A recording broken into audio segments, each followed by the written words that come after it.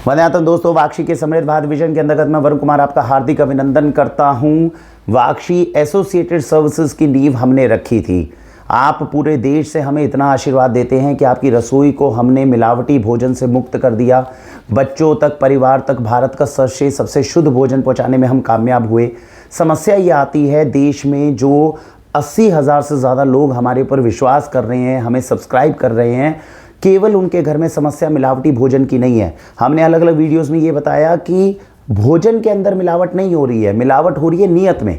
कोई भी प्रोफेशन है, किसी के अंदर भी जब भी हम काम करते हैं तो काम करते हुए जिस काम को हम कर रहे हैं उसके अंदर फोकस हमारा इस बात पे है ही नहीं कि जो कार्य हम कर रहे हैं उसको कितना संतोषजनक करें। हमारा फोकस केवल इस चीज़ पर आजकल होने लग गया है कि उस सेवा को देते हुए कितने शुल्क की प्राप्ति हमारे पास हो रही है, जो हमें हमारी प्राइम मेन ड्यूटी से भटका देता है। वाक्षी एसोसिएटेड सर्विसेज के माध्यम से हम समाज के उन लोगों को ढूंढ रहे हैं, उन तक पहुंच रहे हैं जिनके जीवन का सिद्धांत है कि वो अपने जीवन में जो सेवा दे रहे हैं उसको बहुत संतोषजनक तरीके से दें, जिससे उन्हें भी संतोष हो, आपको भी संतोष हो और हमें भी लगे कि हम अपना फ़र्ज़ अच्छे से निभाने में कामयाब हुए। अभी तक वाक्षी एसोसिएटेड सर्विसेज में हम क्या क्या सेवाएं दे चुके हैं।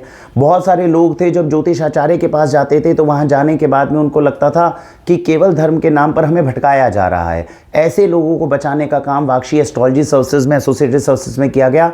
आप जब भी कभी हमें ज्योतिष सेवाएं जब भी चाहिए होंगी, तब अगर आप संपर्क करते हैं तो आपको पता चलेगा कि किसी तरह का रत्न बेचने की बजाय आपको बेसिक चीज़ बताई जा रही है, किस तरीके से ज्योतिष विद्या वो आपके जीवन को अच्छा कर सकती है। आपका मन करता है आप कभी किसी शहर में, आपको लगता है कहीं बाहर बैठा हूं, मेरी वहां जमीन है, वहां भवन निर्माण कौन करेगा, मेरे पास समय नहीं है, तो ऐसा करके वाक्षी की इंटीरियर सर्विसेज, डिजाइनिंग सर्विसेज और बिल्डिंग सर्विसेज है, जिसके माध्यम से आप अपने घर में बैठे हैं और वहां पर आपकी बिल्डिंग बिल्कुल इस तरीके से तैयार की जा रही है जिसके अंदर आपको किसी भी तरह का नुकसान ना हो और गलत तरीके से भटकाया ना जाए।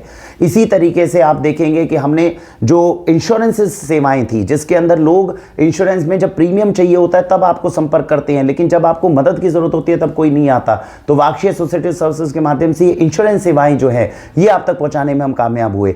आज जिस विषय के ऊपर और जिन शख्सियत से हम आपका परिचय कराने वाले हैं, हमारे बड़े पूर्वज कहते थे कि 2 ऐसे संस्थान हैं जहां पर अगर आप गए और वहां पर अगर आपको सही सहायता नहीं मिली तो आपके पूरे जीवन की पूंजी खत्म हो जाएगी।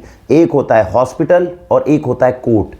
तो आज कोर्ट के संदर्भ में हम एक ऐसी शख्सियत से आपका इंट्रोडक्शन कराने वाले हैं, जीवन में अगर कभी हमें कोर्ट का सामना करना पड़ गया, कोर्ट कचहरियों में अगर जाना पड़ गया, तो ये एक ऐसी हमारे साथ में बहन है जो हमें वहाँ से बचा कर लेकर आ सकती हैं। इनकी मदद से हम उस बहुत बड़ी जो समस्या है, बहुत बड़ा जो संकट है, उसको टालने में कामयाब हो सकते हैं। आइए परिचय करते हैं। सौभाग्य हमारा, हमारे साथ में दीदी हैं, दीदी दीपा जैन जी। नमस्कार दी जी, बहुत बहुत स्वागत है आपका हमारे इस एपिसोड में। जो भूमिका हमने अभी दी उससे आप समझ गए होंगे कि हमारा उद्देश्य क्या है। और मैं थोड़ा सा चाहूँगा कृपया करके अपना इंट्रोडक्शन दे हमारे दर्शकों को कि कैसे वो आपको जान सकते हैं, कैसे पहचान सकते हैं। जानना पहचानने की बात यह है कि मेरा नाम एडवोकेट दीपा जैन है। मैं नोएडा में निवास करती हूँ और नोएडा के डिस्ट्रिक्ट कोर्ट गौतम बुद्ध नगर जो ग्रेटर नोएडा में है, मैं वहाँ पे प्रैक्टिस करती हूँ। और मेरा एक और कार्य है कि जिसमें मैं जिला विधिक सेवा प्राधिकरण के साथ जुड़ी हुई हूँ, जहाँ हम लोगों को फ्री लीगल एड भी देते हैं और मैं वहाँ पे मीडिएटर एडवोकेट भी अपॉइंटेड हूँ। तो मीडिएशन के द्वारा भी हम लोग, जो हमारे पास फाइलें कोर्ट से आती हैं, तो उसमें भी हम पारिवारिक मसले हों या फिर चेक बाउंस के केसेस होते हैं, कुछ कमर्शियल केसेस भी आते हैं फैक्ट्रियों से रिलेटेड, या कोई डिस्प्यूट होता है, हम उनको मध्यस्थता के द्वारा उनको सुलझाने की कोशिश करते हैं। तो कई बार उसमें हमें सफलता भी मिलती है और कई बार सफलता नहीं भी मिलती है। इसी तरह से ये मैं काम करती हूँ। मुझे ऐसा लगता है कि जो मेरे पास है, अगर उससे किसी का भला हो जाए, मेरे को मेरी फीस तो मुझे मिल ही जाती है, बट अगर अच्छी तरह से फायदा हो जाए और सही तरह से फायदा हो जाए तो मेरे को उसमें लगता है कि मैंने आज कुछ किया। तो जो संतोष की हम बात कर रहे हैं कि एक चीज है जो हमें करनी ही है, हमारी रिस्पॉन्सिबिलिटी भी बनती है, लेकिन जब हम उसे अच्छे तरीके से कर देते हैं तो खुद भी बहुत अच्छा लगता है, सामने वाले को भी बहुत अच्छा लगता है। और ये कार्य आप सभी को मैं बताना चाहूँगा कि जैसा कि आप जानते हैं कि वाक्षी में ऐसा ही नहीं कि हम किन्हीं भी लॉयर या किन्हीं भी एडवोकेट के पास चले जाते और उनको हम अपने साथ में जोड़ने की कोशिश करते एसोसिएटेड सर्विसेज में। हर एक चीज़ के लिए हमारे पास में कोई ना कोई एक मापदंड ज़रूर होता है, एक पैरामीटर ज़रूर होता है, जिसमें हम इवैल्यूएट करने की कोशिश करते हैं कि जिनको हम आपके लिए लेकर आ रहे हैं, हम मिलकर जिनकी सेवाएं आप तक पहुंचा रहे हैं, वो सब आपको क्या सच में उतनी वैल्यू दे पाएंगे कि नहीं। इंसिडेंस है जो मैं बताना चाहूँगा, हमारे एक बेनिफिशियरी हैं हैदराबाद में।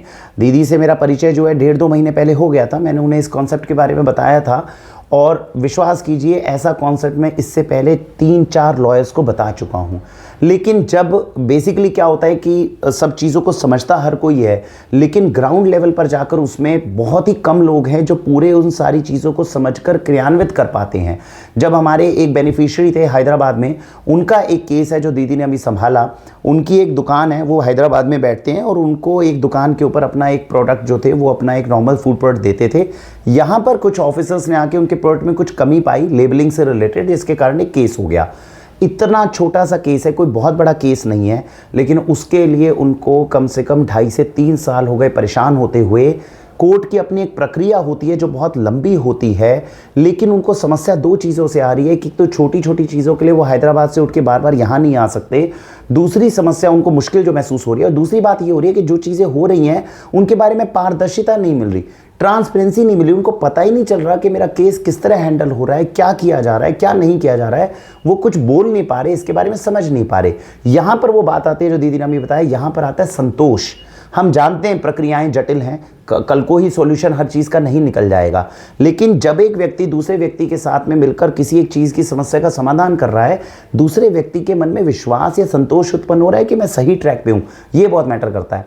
मैं आपको बताता हूँ, जब ये केस हुआ, अभी पहली हियरिंग है जो दीदी के साथ में हुई है, उन्होंने इससे पहले दूसरे एडवोकेट के थ्रू भी वो कार्य कर रहे थे।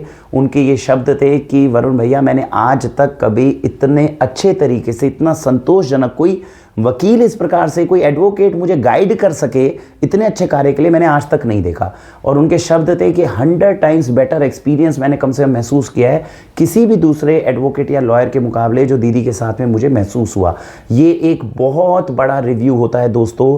यही वो चीज़ है जो हम लेकर आना चाहते हैं आज के समय में, जब सेवाएं देते हुए हमारा फोकस केवल और केवल, जैसा दीदी ने बताया, हर कोई व्यक्ति सेवा दे रहा है, शुल्क तो उसका मिल ही जाएगा, देने वाला भी आपत्ति नहीं कर रहा, लेकिन एंड ऑफ द डे दोनों ही लोगों को क्या उसमें संतोष उत्पन्न हो पा रहा है, अपने अपने दायित्व को जो दूसरा विक्टिम है वो भी अच्छे से निभा रहा है और हम एज एन एडवोकेट भी उसे अच्छे से निभा पा रहे हैं।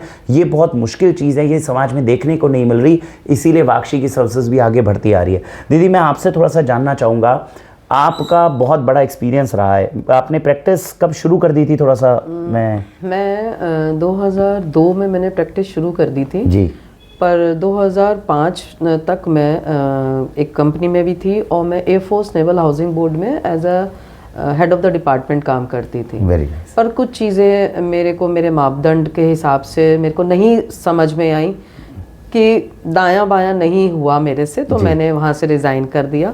फिर कुछ परिस्थितियाँ ऐसी हुई कि मैंने फिर प्रैक्टिस करनी ही बंद कर दी। मैंने सोच लिया था कि जो मेरे पास है मैं ऐसे ही समाज में बांटूंगी, बट मैं काम नहीं करूंगी, प्रैक्टिस नहीं करूंगी, अब कोर्ट में जाके मैं काम नहीं करूंगी। 12-14 साल मैंने इस तरह से काम किया। गांव-गांव जाते थे हम लोग। मैं श्री सत्य साईं सेवा ऑर्गेनाइजेशन से जुड़ी हुई थी, तो गांव-गांव हमारी मेडिकल डिस्पेंसरीज जाती थी। उसमें बहुत सारे लोग, हर तरह के लोग आते थे। कुछ लोग ऐसे आते थे, माएँ आती थी, दीदी हमारा ये बच्चा सुनता नहीं है तो क्या करें। तो बच्चों के साथ बात करना, भाई क्या परेशानी है, माँ को उसके सामने डांट देना, तुम बहुत तंग करती हो, देखो बच्चा तो बहुत अच्छा है। तो वो विश्वास बच्चे का लेना और उनको समझाना, उसके कुछ टाइम के बाद, 2 महीने 3 महीने के बाद उस बच्चे में परिवर्तन देखना, तो ये बहुत अच्छा लगता था। तो बस उसी तरह से मेरा कारवां चलता रहा। फिर इसी तरह से मेरी एक बहुत पुरानी मित्र हैं, वो थोड़ा राजनीति में है। हम दोनों का कैरियर एक साथ शुरू हुआ था। वो राजनीति की तरफ मुड़ गई थी और मैंने नौकरी छोड़ के मैं समाज सेवा के और बाबा के साथ जुड़ के मैंने काम शुरू किया था। फिर वो बहुत टाइम के बाद मुझसे मिली। फिर उन्होंने बोला कि तुम कर क्या रही हो? मैंने कहा मैं ऐसे सोशल वर्क मैं कर रही हूँ। बोली ठीक है, तुम ऐसा करो, तुम इतना काम कर रही हो तो तुमको एक सरकारी संस्था है सखी वन स्टॉप सेंटर, वहाँ पे आप मेरे साथ चला करो, वहाँ हम लोग जाके महिलाओं को समझाएंगे, क्योंकि वहाँ पे प्रताड़ित महिलाएं बहुत आती हैं, तो उन दोनों को बिठा के समझाया जाए, केस ना बने। कोर्ट पे वैसे ही बहुत ज़्यादा बर्डन है, तो कुछ केस अगर हम यहीं से समझा के सुलझा के लड़कियों को घर भेज दें तो घर बस जाएंगे। जी। मैंने कहा ठीक है, मैंने वहाँ जाना शुरू किया, वहाँ पे बैठ के काम करना शुरू किया। धीरे धीरे फिर वहाँ पे जिला विधिक सेवा प्राधिकरण के सचिव जो जज होते हैं वो वहाँ पे आया करते थे। 1-2 वर्कशॉप्स में उन्होंने मेरे को देखा काम करते हुए, तो उन्होंने मेरे को यही बोला कि आप हमारे साथ भी काम करिए, कि जब आप कर रही हैं तो। मैंने कहा सर उसके लिए अपॉइंटमेंट, मतलब कुछ तो ऐसा हो कि मैं आप अथॉरिटी के साथ काम कर सकूं। तो उन्होंने हमको मेरा CV लेके मुझे वहाँ पे देखा और बातचीत करके मेरे को फ्री लांसर टाइप में पैनल एडवोकेट के रूप में उन्होंने मुझे वहाँ अपॉइंट किया। उसके बाद उनके वहाँ पे मेरे पास केसेस आते थे 1 स्टॉप सेंटर के, तो केसेस कोर्ट में ना जाएं तो मैं बाहर ही काउंसलिंग करके यहीं पे बैठ के अपने ऑफिस में बैठ के घर से ही तो मैं काउंसलिंग करा करती थी। तो मुझसे ये पूछा गया कि आप 1 स्टॉप सेंटर से कितनी दूर हो? मैंने कहा हार्डली 10 मिनट लगते हैं, अगर मैं अपने 2 व्हीलर से जाऊंगी तो मुझे 10 मिनट, और उससे अगर थोड़ा स्पीड से जाऊंगी तो 8 मिनट, इससे ज़्यादा नहीं लगते हैं। तो इसलिए मुझे उन्होंने बोला कि आप 1 स्टॉप सेंटर जाया कीजिए, आपको वहाँ पे हम लोग एज अ लॉयर अपॉइंट करते हैं, तो वहाँ की अब आप एज अ लॉयर वहाँ की समस्याएं सुनिए और उनको वहाँ पे समाधान करिए। तो उस तरह से मेरा कारवां चल पड़ा। फिर वहाँ पे जब उनके मैंने करीब 20 से 22 केसेस थे जो मेरे पास आए थे 1 स्टॉप सेंटर के, तो मैंने फ्रीलांस था वो तो बिल्कुल, क्योंकि आप पैनल एडवोकेट वहाँ पे फ्री होते हैं। तो गवर्नमेंट की तरफ से कुछ नहीं होता, बट ये कि हाँ फ्री होते हैं तो हमें संतुष्टि मिलती है। ठीक है, एक उनके पास पैसे भी नहीं होते हैं, कुछ ऐसे वो लोग ऐसे लोग होते हैं जिनके पास वकील लेने के लिए पैसा नहीं होता कि वो फीस दे सके। सही बात। तो उन लोगों के लिए हमें रखा गया था वहाँ पे। उस फाइलें बनी, उनके काम हुए, मुझे अपॉइंट किया जाता था फाइल के ऊपर, तो 20-22 फाइलें मैंने करके दी। उसी समय पे वहाँ पे एक मीडिएटर एडवोकेट की पोजीशन निकली थी, तो मैंने उसमें वो फॉर्म भरा। उसमें मेरे काम को देखते हुए मुझे वहाँ पे एज अ मीडिएटर एडवोकेट भी मुझे वहाँ पोजीशन मिली है जी। तो वो 3 साल का उसका पैनल होता है, 3 साल अब हमारे जून में हो जाएंगे। तो मैं अभी 2.5 साल से एज अ मीडिएटर एडवोकेट भी काम कर रही हूँ। तो उसमें यही होता है कि कोर्ट से फाइलें आती हैं, पारिवारिक मुकदमे होते हैं, मेंटेनेंस के केसेस होते हैं, आपके 138 के केसेस होते हैं जो चेक बाउंस के होते हैं। कमर्शियल फाइल्स भी आती हैं, कई बार जज साहब कह देती हैं कि इस पे आप सुनेंगे। प्री लिटिगेशन बहुत आता है, जैसे वो महिला है वही जैसे फ्री एडवोकेट वाली बात है, उसमें प्री लिटिगेशन ऐसा होता है। प्री लिटिगेशन से मतलब ये होता है कि एक महिला ने अपनी एप्लीकेशन दी कि और उसकी स्थिति ऐसी नहीं है कि वो 5 रुपए भी खर्च कर सके, बस वो आने जाने का किराया भी कई बार हम लोगों को अपनी जेब से या साहब या डिपार्टमेंट देते हैं, बिल्कुल, तो उन लोगों को दिया जाता है।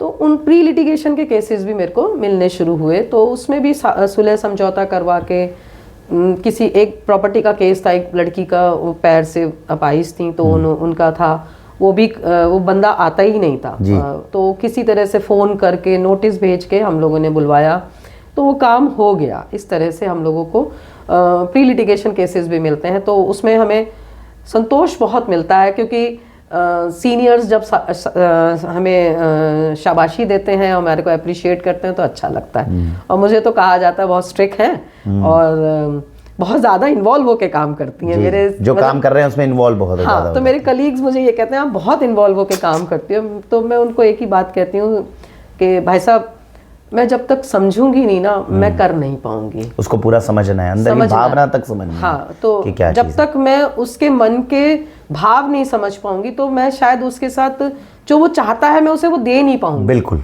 चाहे वो कानून है, कानून के साथ साथ हमें उनकी मानसिक संतोष भी देना है और हृदय को भी संतोष देना है कि हाँ अगर मेरे को आज सुना गया। कई बार लड़के आते हैं कहते हैं हमें तो कोई सुनता ही नहीं, मैंने कहा मैं सुनूंगी। सही बात है, हम सुनते हैं उन्हें, सिंगल सिटिंग देते हैं। हमें हमारी ट्रेनिंग हुई थी जब लखनऊ में JTRI में जी।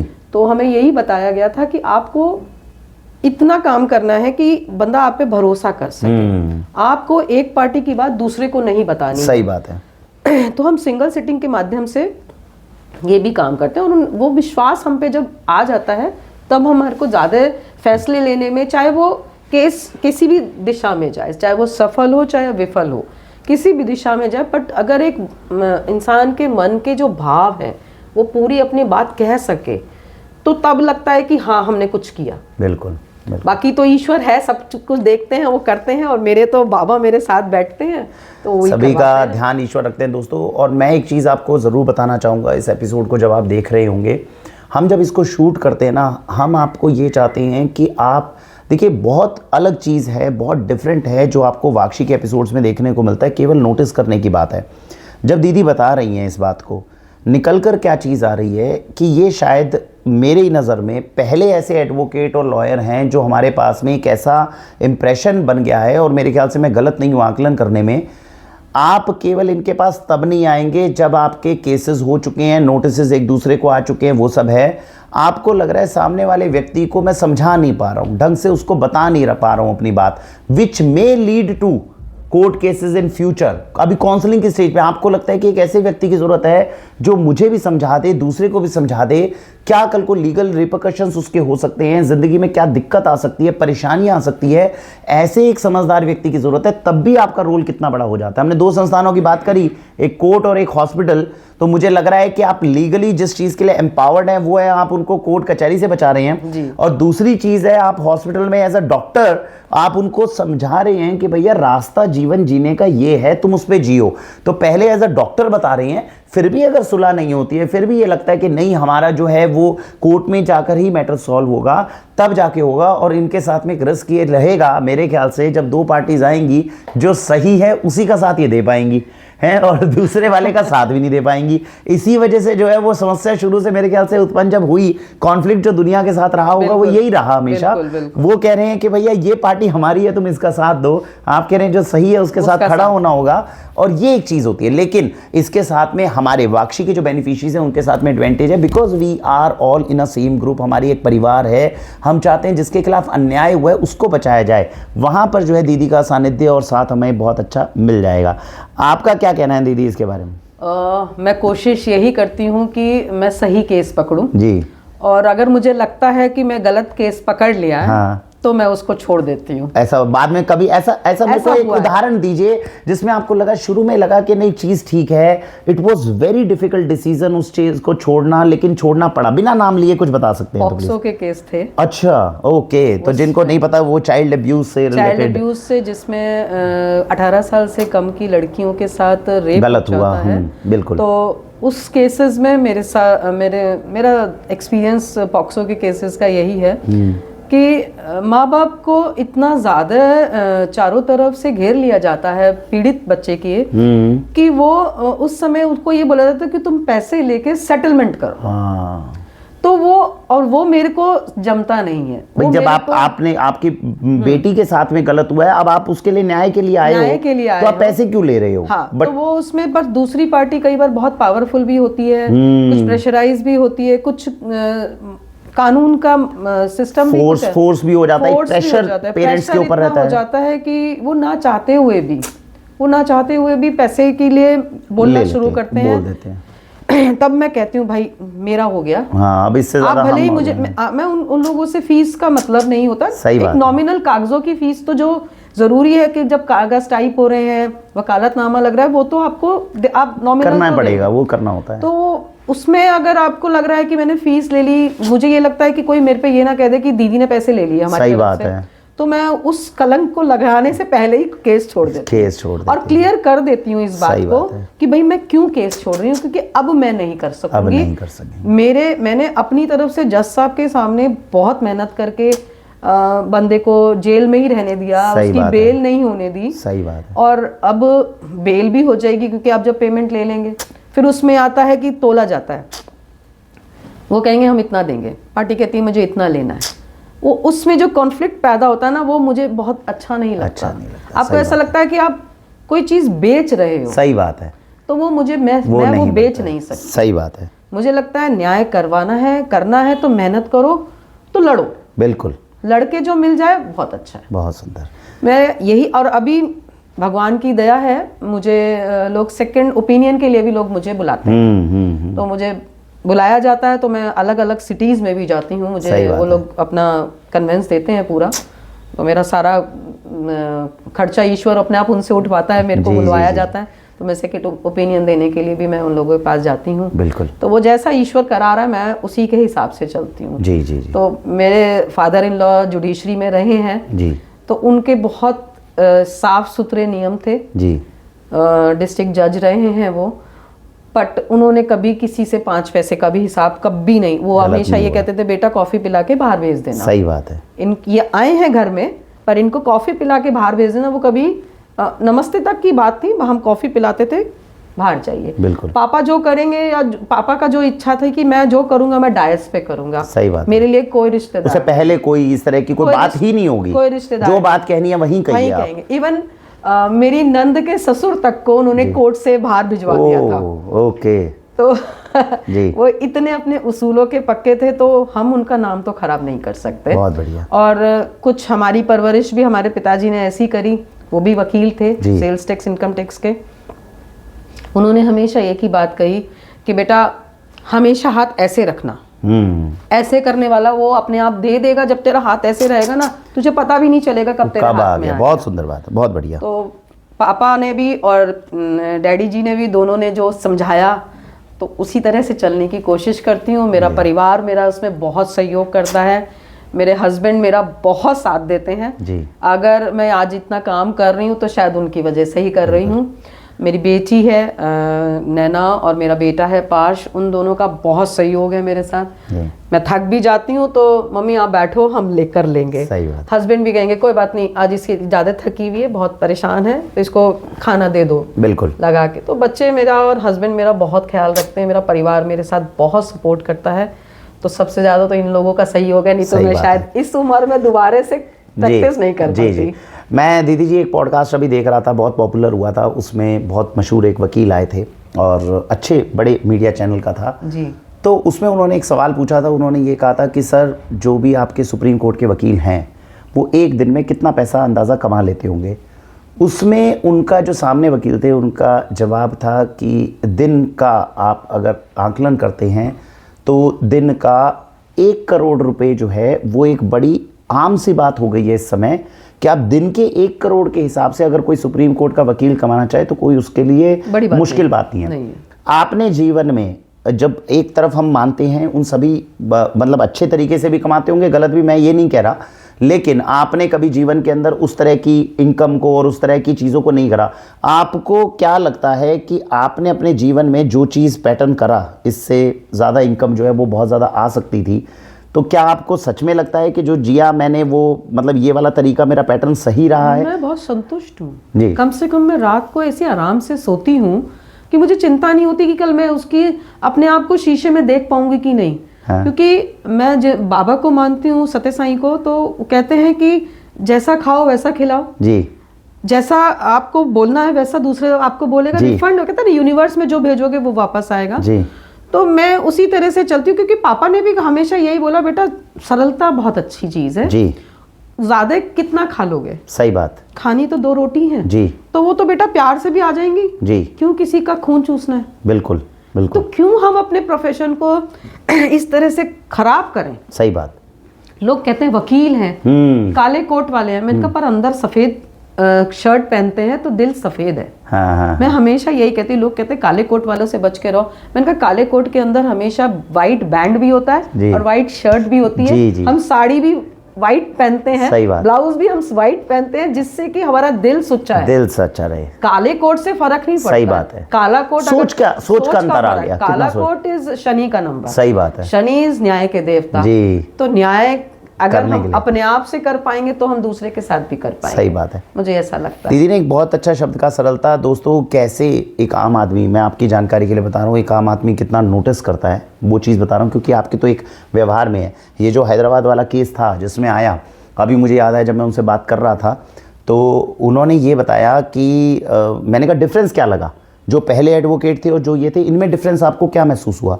उन्होंने कहा वरुण भाई मेरे को ना 2 में से एक चीज़ मेरे को बहुत बढ़िया लगी।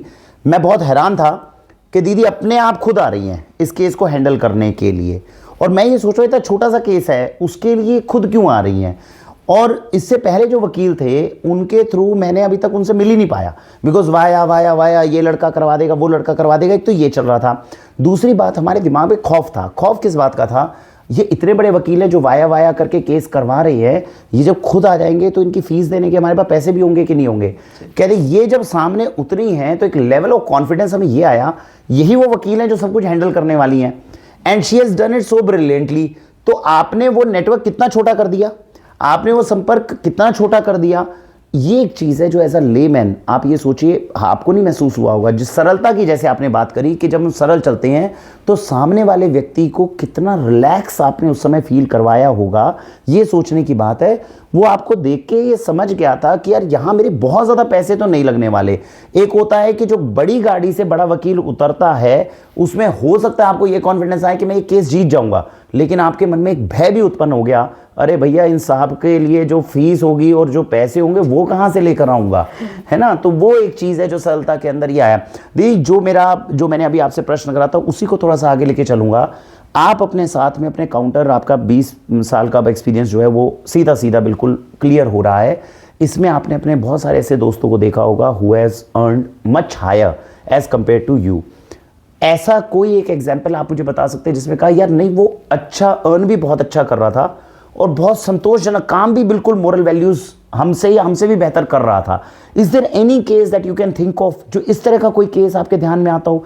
पैसा भी उसने हमसे ज़्यादा कमाया हो, ईमानदारी भी हमसे हमारी जितनी या हमसे ज़्यादा रख रहा हो, और ये चीज़ इज इट पॉसिबल कि ये दोनों तीनों चीज़ें आपकी इंडस्ट्री में अभी हो रही हों एक साथ? कभी कुछ ऐसा इंसिडेंस याद में आ रहा है? इंसिडेंट्स जिनके साथ अभी मैं चैम्बर शेयर करती हूँ, मेरे साथ वो मीडिएटर भी हैं जी, वो भी इस तरह की ही हैं। वो भी हम लोग का ये है कि अगर कोई महिला बहुत पीड़ित आती है तो हम उससे फीस नहीं लेते हैं, हाँ, उसकी मदद करते हैं। तो हम लोग महसूस होता है ईश्वर ने मुझे इसीलिए उसके साथ जोड़ा है। जुड़ना भी, जब वो ये भी हमने दोस्तों वीडियो में पहली बार बताया था कि जब आपको फूड एडल्ट्रेशन अगर टैकल करनी है सामने वाले व्यक्ति से, आप चाहते हैं कि भैया हमारे बच्चों को भोजन खिला रहे हो तो मिलावट ना करो, पहले हमारी नीयत भी तो साफ होनी चाहिए। हमारी नीयत साफ होगी तो हम सामने एक ऐसे व्यक्ति को पहचान पाएंगे, उसके साथ वाइब मिल पाएगी जिसकी नीयत साफ है। जो खुद ही नहीं होंगी अच्छी नीयत तो सामने वाले वो क्या करेंगे? तो वो आपको लगता है कि एज अ आदर्श आप थोड़ा सा देख सकते हैं उनको कि she is doing in a very और बेहतर तरीके से इसको कर पा रही हैं, अच्छे से कर पा रही हैं जी। एक और मेरे साथ और है मीडिएटर, वो भी हम तीन मतलब नई वो भी अपॉइंट हुई थी, मैं भी हुई थी। हम लोग JTRI में ट्रेनिंग के दौरान एक दूसरे के साथ मिले थे जी। तो तब मुझे पता चला था कि वो भी गौतम बुद्ध नगर से गए हैं जी। तो तब उन लोगों के साथ रहना, उनके साथ बातचीत करना, दोनों के साथ मेरे को ना मैं बहुत कंफर्टेबल महसूस होते हैं। तो मुझे ऐसा लगता है कि मैं अगर कभी थोड़ा सा भी ट्रैक से हटती हूँ ना तो मुझे वही कहती हैं रुक जाओ दीपा, हाँ, यहाँ ये चीज ठीक नहीं है। बिल्कुल। तो क्योंकि अब माहौल बहुत चेंज हो गया कचहरी का, जी। कचहरी का माहौल बहुत अलग है, तो हमें ऐसा लगता है हमारे जैसे ही है सब। सही बात है। तो वो मुझे कई बार कह देती हैं यहाँ रुक जाओ, हाँ। तो मैं उनसे फिर क्वेश्चन पूछने से पहले ऐसे देखूंगी, ऐसे आंख बंद करके दोनों मुझे समझा देंगी हो जाएगा, चिंता मत कर, हम सब साथ हैं जी। तो मेरे को एक कॉन्फिडेंस मेरे दोस्तों के साथ भी बहुत अच्छा मैं भगवान का इसमें बहुत शुक्रिया करती हूँ, ईश्वर का बहुत बहुत धन्यवाद है मेरे लिए कि मेरे को उन्होंने 2 दोस्त ऐसे भी दिए हैं कचहरी में कि जिनको मैं कह सकती हूँ कि हाँ सच में हम एक जैसे हैं। बिल्कुल। तो वो भी काम बहुत अच्छा करते हैं, दोनों जने किसी का दिल नहीं दुखाते हैं। मैं फिर दोबारा बताता हूँ क्योंकि उस पॉइंट को हम अभी टच नहीं कर पाए। जो आपके दोनों फ्रेंड्स हैं, are they amongst the top earners in the? नहीं है, वो भी हमारे जैसे ही है। मैं एक निष्कर्ष दीदी देखो जो समझ पा रहा हूँ वो ये है कि when we are doing something in a very good way, तो उसका एक सीधा इम्पैक्ट जो मुझे लगता है प्रकृति का नियम ये है कि आप पैसा नहीं ज़्यादा कमा पाओगे, या तो आप संतोष ले लो या पैसा ले लो, दोनों नहीं है।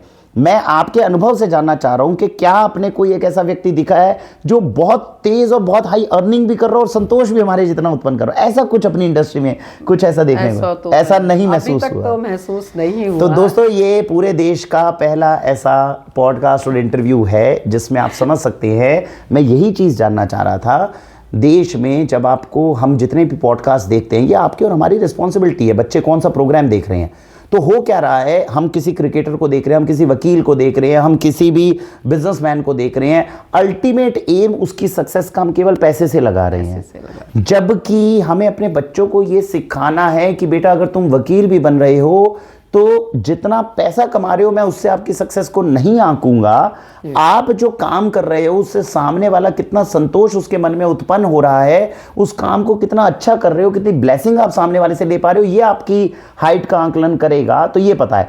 और जैसा दीदी ने बताया 20 साल के अंदर आप कोई दूसरा एग्जाम्पल, 20 नहीं, मेरे को 99 में रजिस्टर्ड हूँ तो मेरे को 25 साल हो गए। चलो 25 साल माय फॉल्ट, तो 26 साल हो गए। तो 26 साल के अंदर एक तरह से हम ये मान लें कि जब भी हम संतोषजनक काम करेंगे तो उसमें earning can not cross a bar, एक बार ईश्वर सेट करता है, उससे ऊपर जाती ही नहीं ऑटोमेटिक। ऐसा कुछ नहीं है जी।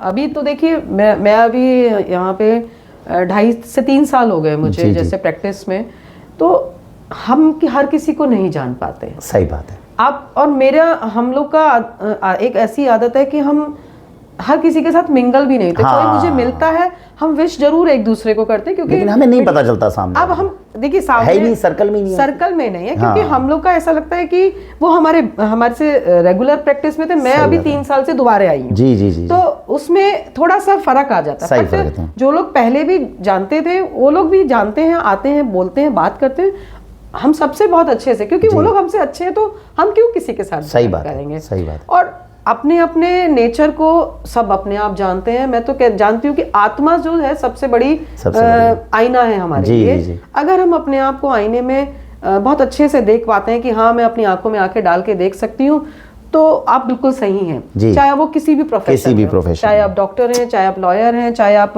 पायलट हैं, चाहे आप ड्राइवर हैं, चाहे आप रिक्शा भी चलाते हैं। सही बात। पर अगर आप ईमानदारी से और प्यार से बात करते हैं तो भगवान के लिए बहुत बड़ा काम है, बहुत बड़े। तो आपका ये कर्म योगी बन जाते हैं। बिल्कुल, बहुत। मैं उसी इसमें चलना चाहती हूँ कि लोग भले ही कैसे भी याद रखें, पर हमेशा दुआओं में याद रखें। बहुत पुराना डायलॉग है पिक्चर का कि दुआओं में तो याद रखें, भले ही वैसे कैसे याद रखें ना नहीं रखे वो क्या, बट कभी याद आए तो हाँ दीदी ने कुछ काम करके दिया था, बस इसी तरह से याद कर ले, बहुत है मेरे लिए। बहुत बढ़िया। तो दीपा जी, बस एक आखिरी प्रश्न मैं आपसे ये जानना चाहूँगा कि कोई आपको एक ऐसा इंसिडेंस याद आता हो, क्योंकि आपका जैसे आपने बताया 25-26 साल से प्रैक्टिस कर रहे हैं, आपने अपनी तरफ से क्लाइंट के लिए बहुत हिम्मत करी हो, कोशिश करी हो, अच्छे से उसको समझाया, सब किया हो, लेकिन क्लाइंट ने जो है वो आपका बाद में दिल दुखाया हो और आपको लगा हो कि यार ये मेरी जो मैंने मेहनत करी थी ठीक नहीं हुई, और लगा कि ये ईमानदारी और इस चीज़ में कुछ नहीं रखा, इससे अच्छा तो वैसे ही ये लोग जो है मतलब वही वकील डिजर्व करते हैं जो इनके साथ गलत करता है। कभी ऐसा कोई इंसिडेंट 26 साल के एक्सपीरियंस में याद आया हो? बहुत है, बहुत ज़्यादा है, लिस्ट बहुत लंबी है, फिर भी अपने उसूलों पे टिके रहना, क्योंकि पिताजी कह के गए थे, राइट? तो ऐसा है। उसूल देखिए, पिताजी कह के गए और उन्होंने एक ना आपकी परवरिश जो होती है उसका बहुत फर्क, संस्कार हो गए, वो तो हो गए, वो हमें तो वैसे ही करना है। हाँ, बस वो नाना जी को भी देखते थे, कहीं निकल गए, पानी की प्यास लगी तो पानी नहीं मिला तो वहीं पे अगले दिन कुआं खुद जाता था। जी जी। दादाजी को भी देखा, वो शाखा में थे, तो जेल वेल वगैरह का भी जब सब रहा, इमरजेंसी का टाइम रहा में, तो वो, और जब बहुत ज़्यादा बाबरी मस्जिद का हुआ था तो पापा वगैरह के लिए, मौसा जी वगैरह के लिए, सबके लिए ट्रबल टाइम था, बहुत मुश्किल था, हम लोगों के लिए बहुत स्ट्रगल था। हाँ, क्योंकि हम लोग शाखा से जुड़े हुए हैं, तो पापा के लिए भी वारंट थे, मौसा जी तो बाकायदा 3 महीने वो कहते हैं ना, जब जेल में थे तो पता ही नहीं था, अज्ञातवास था उनका, तो उनको जेल में अज्ञात में रखा था, मौसी को पता ही नहीं था कि कहाँ है मौसा। तो पूरा परिवार हमारा इसी तरह का है, जिसमें सबने बस यही किया कि समाज के लिए कुछ कर जाएं। सही बात है। अगर हम इस धरती पे आए हैं तो कुछ अपना, ज़्यादा तो क्या पता नहीं कर पाएंगे कि नहीं कर पाएंगे, पर थोड़ा सा कर जाएं। इसी उस सिलसिले में मैंने अपना एक ट्रस्ट भी खोला है, जो मैं स्कूलों में जाके बच्चों को good touch bad touch, POCSO के रिलेटेड बात, पर्यावरण से जुड़ी हुई बातें और उनके अधिकार के साथ साथ मैं उन्हें कर्तव्य बताना पसंद करती हूँ। बहुत बढ़िया, बहुत सुंदर। ये एक बहुत इंपॉर्टेंट चीज़ है, मैं हल्का सा बस बीच में रोकूंगा। ये बच्चों को सिखाना, अभी क्या है आज के समय में हम बच्चों को, महिलाओं को, बच्चियों को ही सिखा रहे हैं, ये तुम्हारा अधिकार है, तुम्हारे राइट्स हैं, ये समझो। और जबकि हमारे कल्चर में ये बताया गया आप अपनी ड्यूटी करिए, अधिकार तो ऑटोमेटिक आपके पास आ जाएंगे। आप ड्यूटी अच्छी करिए, आप भरत बनना शुरू करिए, राज सिंहासन तो अपने आप आपके पास आ जाएगा। जी। तो मैं बच्चों को यही बताती हूँ, तो उसमें सेल्फ डिफेंस के थोड़ी सी टेक्निक्स भी उन्हें सिखाती हूँ। जी, जी, क्योंकि मेरा स्पोर्ट्स का मेरा बैकग्राउंड रहा है, एनसीसी का बैकग्राउंड रहा है, तो थोड़ी बहुत चीज़ें हमने भी सीखी हैं। सही बात। तो मैं बच्चों को थोड़े थोड़े टिप्स बता के आती हूँ। तो बच्चे जब मेरा सेशन ख़त्म हो जाता है, वो बच्चे मेरे से ऐसे चिपटते हैं कि मुझे ऐसा लगता है कि जैसे पता नहीं वो मुझे क्या समझ रहे, कहते हैं मैम फिर कब आओगी। सही बात। वो इस तरह से हाइजीन के बारे में हम उन्हें बताते हैं। तो वो सब चीज़ें हम लोग करते हैं अपने ट्रस्ट के माध्यम से, जो मैं शायद कोर्ट में नहीं कर पाती, तो मैं यहाँ ट्रस्ट के माध्यम से जी। वो मैं अपने अंदर की जो एक क्या बोले उसको, एक इंस्टिंक्ट है या एक मेरी इच्छा है, बिल्कुल, उसको मैं उस तरह से पूरा करती हूँ। तो बच्चे मुझे बहुत सुंदर सुंदर बुके बना के देते हैं, बच्चे मुझे बहुत अच्छी अच्छी पेंटिंग्स बना के देते हैं, उसी समय मेरे को दिया जाता है। तो ऐसा लगता है कि शायद मैंने इनके दिल को छुआ है। सही बात है। तो उनको बताती हूँ कि बेटा अपने कर्तव्य भी पूरे करो, माँ के साथ थोड़ा काम कराओ, माँ को सुबह उठ के हग कर लोगे, गले लगा लोगे तो माँ खुश हो जाएगी। सही बात। तो उसी से ये सोच लो कि तुम्हारा पता नहीं कितनी ब्लेसिंग्स तुमको मिल। बिल्कुल। बच्चों को मैं, बाकी सब बच्चे जानते हैं रुद्रम वगैरह या गायत्री मंत्र वगैरह, मैं कहती कुछ नहीं करो, बस और कुछ नहीं, सुबह उठ के धरती माँ को प्रणाम करो, जाके माँ के गले लग जाओ, और फिर अपना माँ तुम्हारे को चाय बना के दे दें या छोटी सी एक चीज़ पूछ लो, माँ कहेगी नहीं तू जा। सही बात है। तो मैं इस तरह से बच्चों के साथ जुड़ना पसंद करती हूँ। बहुत बढ़िया। तो दोस्तों, ये दीपा जैन जी जिनसे हमने आपका भी साक्षात्कार करवाया, और मेन उद्देश्य जो इस इंटरव्यू में निकल कर आया वो ये कि जो भी हमारे आसपास कोई बंधु हों जिनके साथ में हमारा कभी किसी तरह, पहले तो विवाद होना नहीं चाहिए। जैसा दीदी ने बताया, अपने कर्तव्यों का अगर हम पालन करेंगे तो विवाद होने के चांसेस ही बहुत कम रहेंगे। ज़्यादातर विवाद तब है जब हम अपने अधिकारों के लिए लड़ाई कर रहे हैं, अधिकार मांगते हैं। हमारी सबकी मोरल ड्यूटी है कि अपने कर्तव्यों का पालन करिए। सबसे ज़्यादा केसेस आजकल डोमेस्टिक जो पति पत्नी के बीच में आ रहे हैं, वहाँ पर मेरे ख्याल सबसे बड़ा इंसिडेंस यही है, दोनों अपने अधिकारों के लिए लड़ रहे हैं। अगर दोनों अपने अपने कर्तव्य का पालन करने लग जाएं तो वो विवाद उत्पन्न होने के चांसेस बहुत कम हो जाएं। इस सीख को लेना, अगर पति पत्नी आपके घर में बहू बेटे हैं जो इसको नहीं समझ पा रहे, उनको काउंसलिंग के लिए इनके पास में आप भेज सकते हैं। काउंसलिंग करके ये आपकी मदद करने की कोशिश कर सकती हैं। हम व्हाट्सएप नंबर जो है इनका भी सर्कुलेट आपको देंगे डिस्क्रिप्शन में, आप इनसे संपर्क कर सकते हैं।